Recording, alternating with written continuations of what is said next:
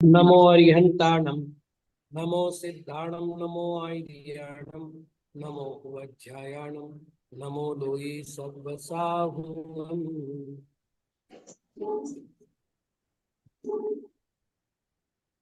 अनियर प्रत्यय के प्रयोग की विधि आज हम देखने वाले हैं। अनियर शब्द का अर्थ मतलब प्रत्यय चाहिए अर्थ में होता है। इसमें अनीय शेष रहता है, केवल र का लोप होता है। पुल्लिंग होगा तो अनीय यानी वीर की तरह, स्त्रीलिंग होगा तो अनिया विद्या की तरह, और नपुंसक लोग होगा तो अनियम ज्ञान की भांति।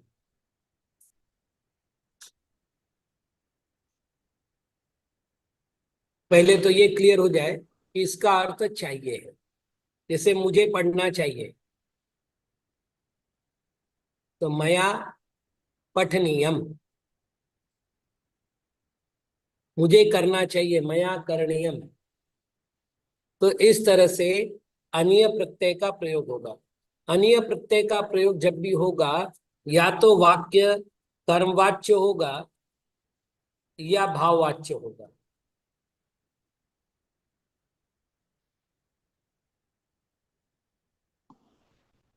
अब बाकी बताने की जरूरत नहीं, अपन वाच्य को देख चुके हैं। कर्म वाच्य होगा तो कर्ता में तृतीया, कर्म में प्रथमा, और कर्म के अनुसार क्रिया होगी। और भाववाच्य होगा तो कर्ता में तृतीया और कर्म में नपुंसक लिंग एक वचन। मया पुल्लिंग है लेकिन करणीय, ठीक है ना। तेन पुल्लिंग है, करणीयम, उसे करना चाहिए।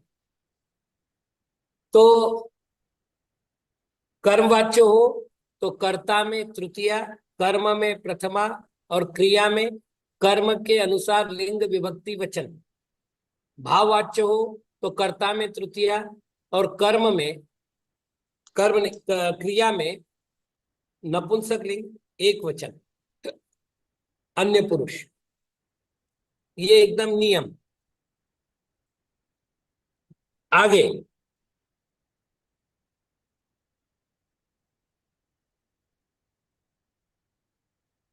अब इसमें धातु और उपधा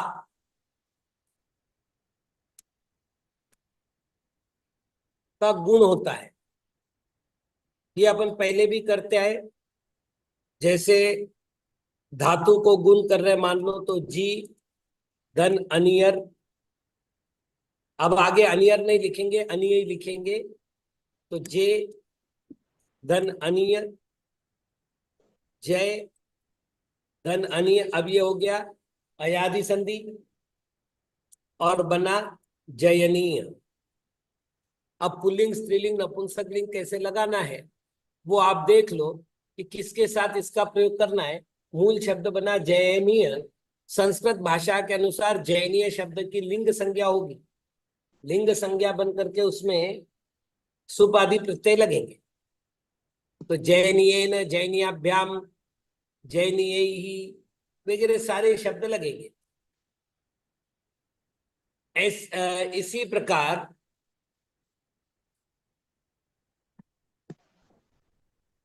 पुरुष धातु है, इसमें उपधा में रिकार है तो ये हो जाएगा कर्षणीय। पुरुष का कर्ष हो जाएगा और आगे अनिय लग जाएगा तो कर्षणीय बन जाएगा। तो इसका अर्थ हो गया कि धातु में भी गुण होता है और उपधा में भी गुण होता है।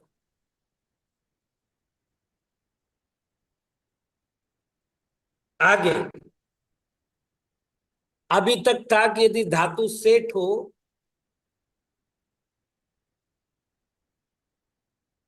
तो इकार का आगम होता है। अभी तक ऐसा अपन ने देखा था, यहां पर नहीं होता। इसलिए जब अपन पट धातु का बनाएंगे तो पट धन अनीय बराबर पठनीय, पठनीय नहीं बनेगा। अभी तक क्या देखा था अपन ने? त धात त का प्रयोग हो रहा है, तवतु का प्रयोग हो रहा है, तुमुन का प्रयोग हो रहा है। तो हमने सेठ धातु के लिए इकार का आगमन किया था, जैसे पठितः, पठितवान, पठितुम। यहां पर ये सब करने की आवश्यकता नहीं है। विशेष नियम में एक और,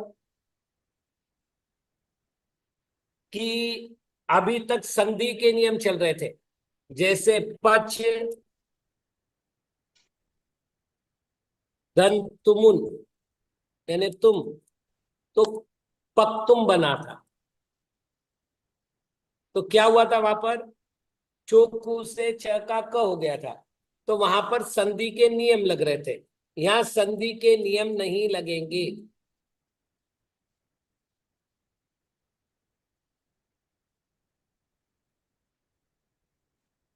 जैसे पच धम अनीय, तो ये हो जाएगा पचनीय। भुज धन अनीय, भोजनीय। मतलब किसी प्रकार का इसमें परिवर्तन नहीं होगा। इसी प्रकार धात्वादेश नहीं होंगे। जैसे दृश्य है, तो धात्वादेश होता है दृश्य का पश्य, यहां पश्य नहीं होगा, दर्शनीय बन जाएगा। ऐसे स्थानीय बन जाएगा, तिष्ठ आदेश नहीं होगा, पानीय हो जाएगा। पिबाने, पिब आदेश नहीं होगा, मतलब पिबनीय नहीं होगा।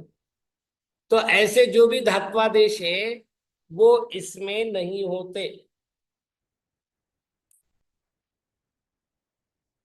धातु के अंत्य एकार ऐकार का आ होता है। जैसे गई, धन, अनीय, तो गायनीय हो जाएगा।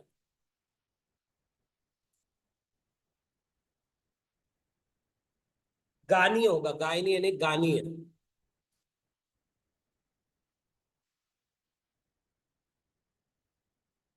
और लब आदि कुछ धातु है,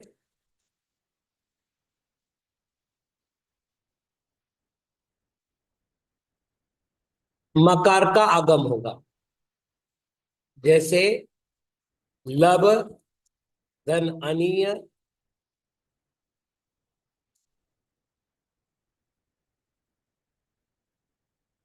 ल, म, भ, अनीय, लंबनीय।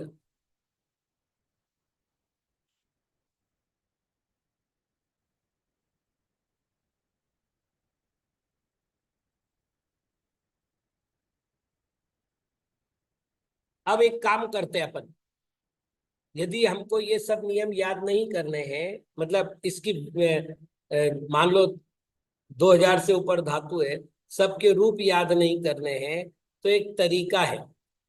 क्या तरीका है? धातु में ल्यूट का प्रयोग किया था, तो ल्यूट का बना था अन। अब एक काम करो, धातु में अनीय हो जाएगा, तो यहां पर अनीय हो जाएगा। मतलब वहां अन हो रहा था या अनीय हो रहा? हाँ? पठन, पठनीय, गमनम, गमनीय। बस वहां एक समस्या है, वहां सब नपुंसक लिंग में हो रहे हैं। वहां गमनम बनेगा, गमन नहीं बनेगा। लेकिन मूल रूप तो गमन ही बनेगा, क्योंकि हम अन लगा रहे हैं।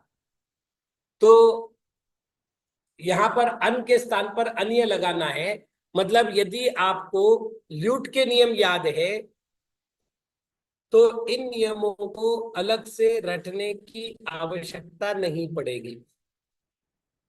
तो ये सारे अनियर प्रत्यय के नियम हैं। अब अनियर प्रत्यय का वाक्य में प्रयोग करके देखते हैं।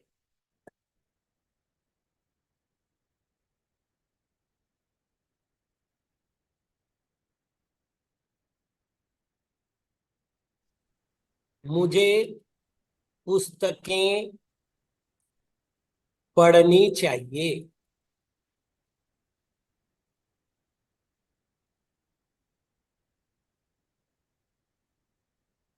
अब जैसा मैंने कहा कि इसमें पुस्तकें कर्म है, इसलिए पक्का हो गया कि कर्मवाच्य वाक्य है। अब जब कर्मवाच्य वाक्य है तो हमें क्या करना है कि कर्ता में तृतीया करनी चाहिए। मया, और नपुंसकलिंग बहुवचन प्रथमा और द्वितीय समान है। हाँ, ये सामान्य से कर्मवाच्य का तो अपन मेरे द्वारा पढ़ा गया, मेरे द्वारा। हाँ, तो मेरे द्वारा पुस्तक पढ़नी चाहिए, मुझे पुस्तक पढ़नी चाहिए। पुस्तकानी, अब चूंकि पुस्तकानी ये कर्ता है, कर्म नहीं है, हमने क्या किया, कर्ता में तृतीया रखी और कर्म में प्रथमा रखी, तो ये प्रथमा है। क्योंकि प्रथमा नपुंसकलिंग बहुवचन और द्वितीय बहुवचन दोनों समान बनते हैं नपुंसकलिंग में, तो पुस्तकानी हो गया। तो चूंकि पुस्तकानी नपुंसकलिंग है, इसलिए पठनीयानी।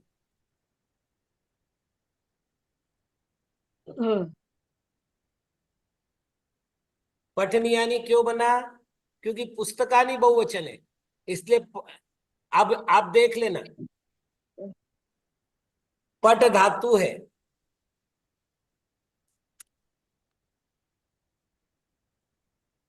और चाहिए अर्थ में हमने अनीय प्रत्यय लगाया है, तो ये पठनीय शब्द बना। और बहुवचन करो नपुंसकलिंग में तो आनी प्रत्यय लगेगा, तो इस तरह से पठनीयानी बना। मुझे पुस्तकें पढ़नी चाहिए।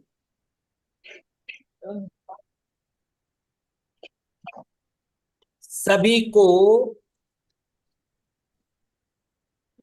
अपने धर्म का अनुसरण करना चाहिए।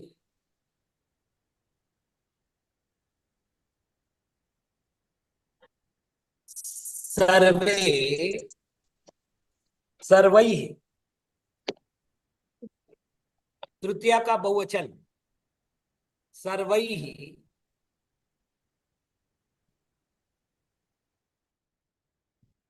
अब अपने धर्म का लग रहा षष्ठी, लेकिन यहां कर्म है, क्योंकि अनुसरण किसका करना है, तो धर्म का करना है, तो वास्तविक ये कर्म है। और कर्म है तो हम दो प्रकार से लिख सकते हैं इसको। अब स्वकीय धर्म या फिर स्वधर्म।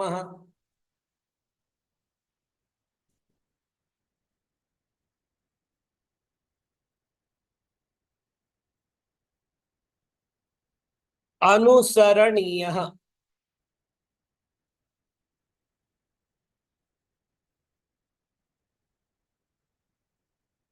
अब आप देख लेना, धर्म एक वचन है, चूंकि ये कर्मवाच्य वाक्य था, इसलिए धर्म प्रथमा में आ गया, और प्रथमा में आ गया, एक वचन में आ गया, इसलिए अनुसरणीय भी एक वचन में हो गया, प्रथमा में आ गया।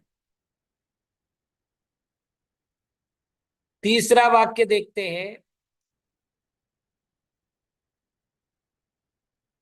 कलह नहीं करना चाहिए।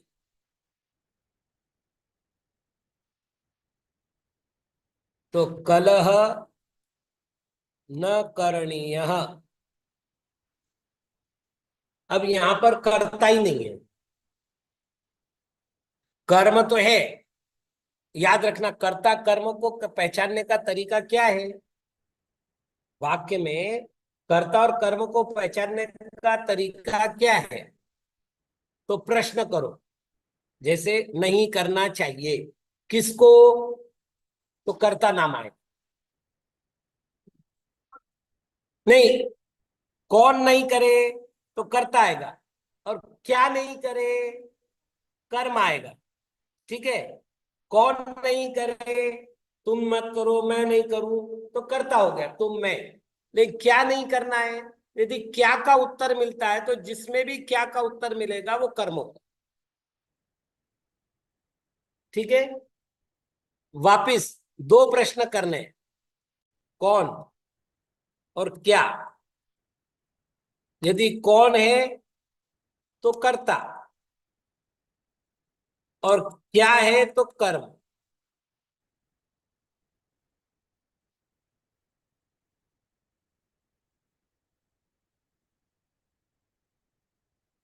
हाँ ठीक है, किसका?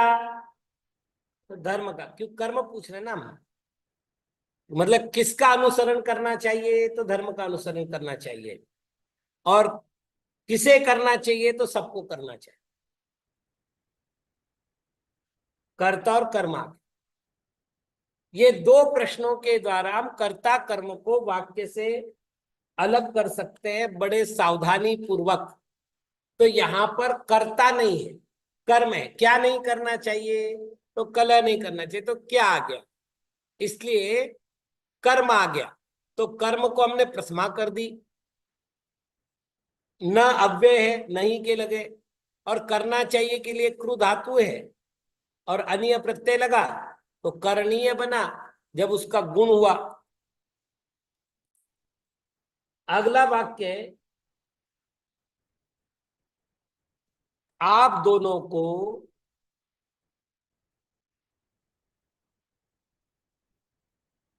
निश्चित समय में पाठ का स्मरण करना चाहिए।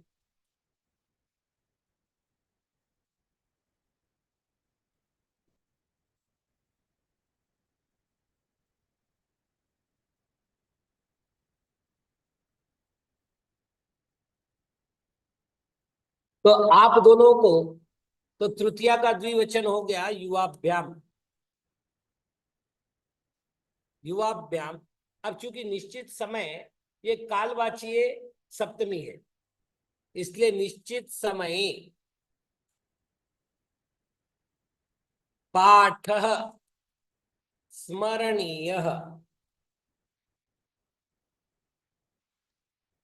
पाठ पुल्लिंग है, पाठ एक वचन है, और कर्म था, उसको हमने यहां कर्ता बना दिया, इसलिए स्मरणीय ये प्रथमा विभक्ति का ही रूप बना।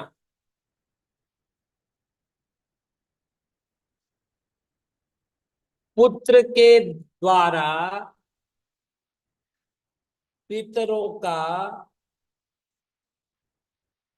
पितरों की सेवा की जानी चाहिए।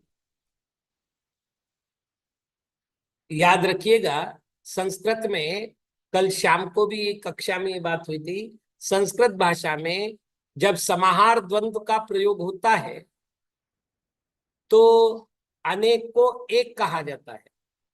जैसे माता च पिता च, तो पितरौ, वहां पर माता पिता नहीं कहा जाएगा। माता च पिता च दोनों को हटाकर उसके स्थान पर पितरौ आ जाएगा। तो पुत्र के द्वारा, अब यहां पर पुत्र के द्वारा एक वचन हो गया, इसलिए हो गया पुत्रेण, कर्ता में हमने तृतीया लगा दिया। और पितरों की, यहां पर हो गया हमारा कर्म, मतलब किसकी सेवा करनी है? तो पितरों की करनी है। तो पितर हो गया कर्म, कर्म को बना दो आप कर्ता। अब पितर में द्विवचन का प्रयोग नियम से होगा, क्योंकि पितर में दो चीजें आई, माता और पिता, इसलिए हम यहां लिखेंगे पितरौ सेवनीय, सेवनीय। अब देखो क्या हुआ, पितरौ द्विवचन है और पितरौ यहां पर कर्ता है, इसलिए सेवनीय कर्ता के अनुसार क्रिया होगी।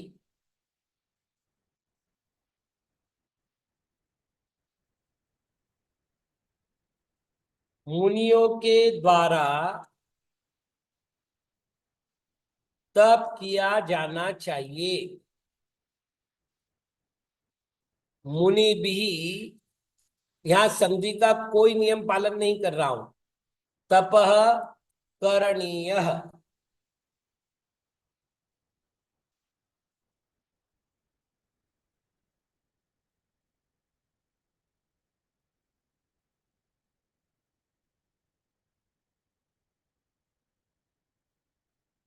तुम्हें धन देना चाहिए। त्वया, अब धन नपुंसकलिंगी शब्द है, एक वचन में धनम ही होगा, तो धनम दानीयम। अब यहाँ नियम क्या लगा? दा धातु है, डायरेक्ट आनीय लग गया। अब एक नया नियम, नियम ये कि कई बार विशेषण के रूप में भी के योग्य अर्थ में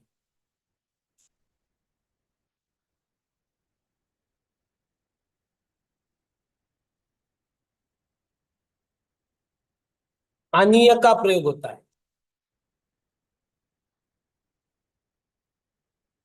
अब ये नया नियम है। जैसे मुझे कहना है दानीयः विप्रः, अब इसका अर्थ क्या होगा? दान देने के योग्य ब्राह्मण।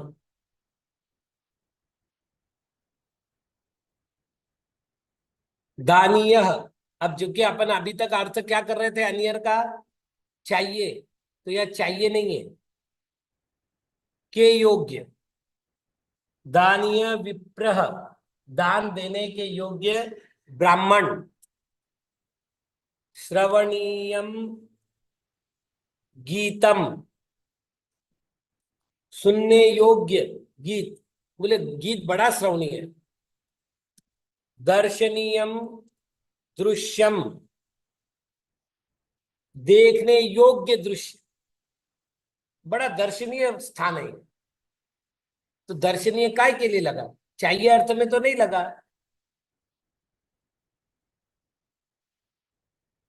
स्मरणीय संस्मरण है मेरा, तो स्मरणीय का अर्थ क्या करेंगे?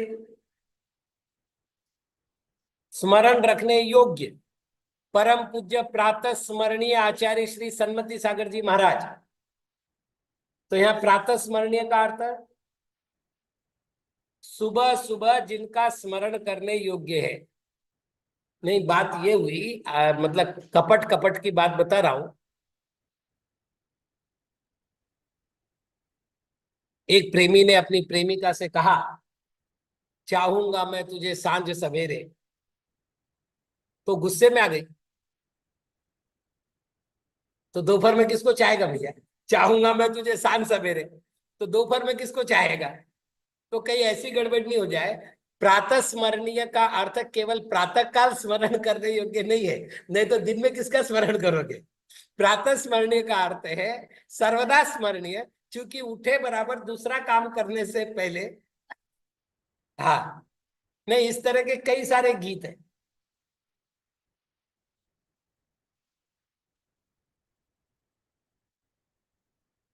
चलिएगा, रमणीय सृष्टि।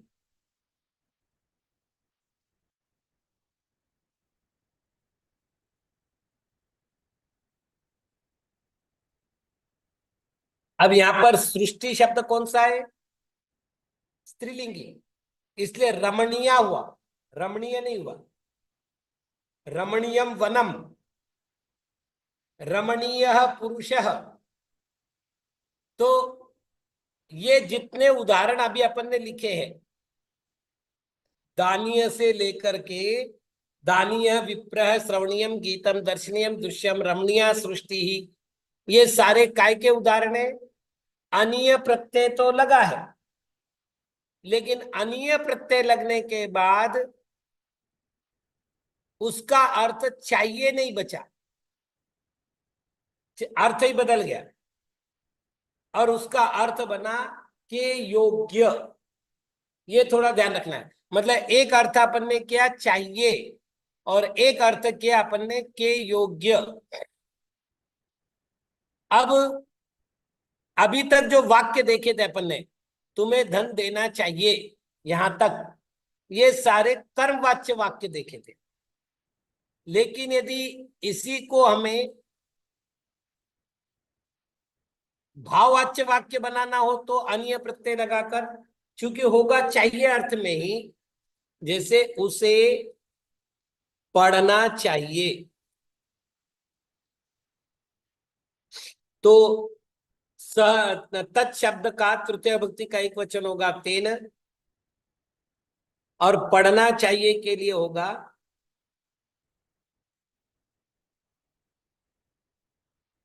पठनीयम।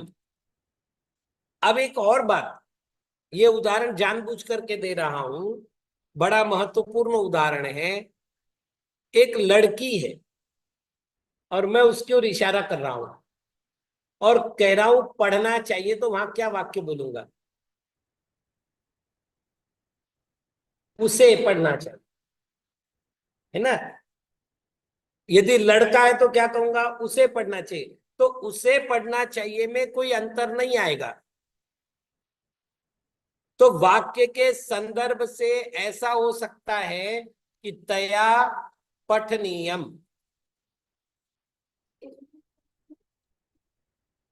ये नियम, वापिस एक बार हमने क्या किया, कर्ता में तृतीया की और कर्म में नपुंसक लिंग अन्य पुरुष एक वचन रखा।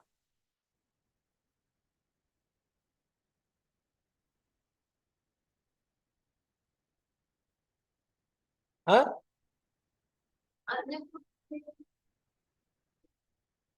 नपुंसक लिंग में क्या करेंगे? क्रिया तो, क्रिया में तो विभक्तियां होती नहीं, क्रिया में क्या होगा? पुरुष होंगे, तो हमने पुरुष की बात कही। लिंग नहीं होता, लेकिन हमको इसके अनुसार लिंग रखना पड़ेगा, ये कह रहे ना हम तो।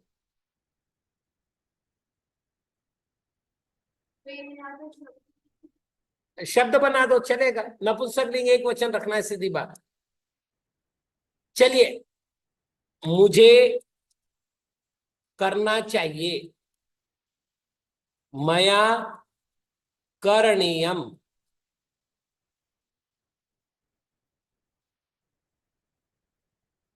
अब यहां पर देखो, स्त्रीलिंग पुल्लिंग में कोई अंतर नहीं आना है कर्ता में।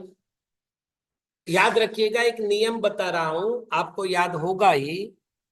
युष्मद और अश्मद शब्द के जो है वो तीनों लिंग में रूप समान ही होते हैं। इसलिए एक कन्या बोलेगी तो वो कहेगी मया करणीयम, और एक बालक बोलेगा तो वो कहेगा मया करणीयम। तो दोनों के द्वारा कहे जाने वाले वाक्य में किसी प्रकार का अंतर नहीं आना है।